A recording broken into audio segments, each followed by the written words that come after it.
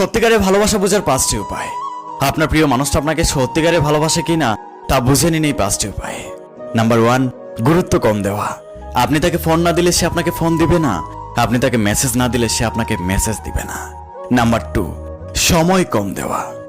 সে অনলাইনে থাকবে, তার নামের পাশে সবুজ বাতিও চলবে, কিন্তু সে আপনার মেসেজ সিনও করবে না, রিপ্লাইও দিবে না।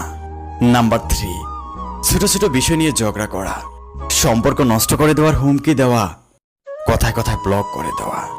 নাম্বার 4, সে কখনো আপনাকে ফোন দিয়ে জানতে চাইবে না আপনি কেমন আছেন অথবা আপনার পরিবার কেমন আছে।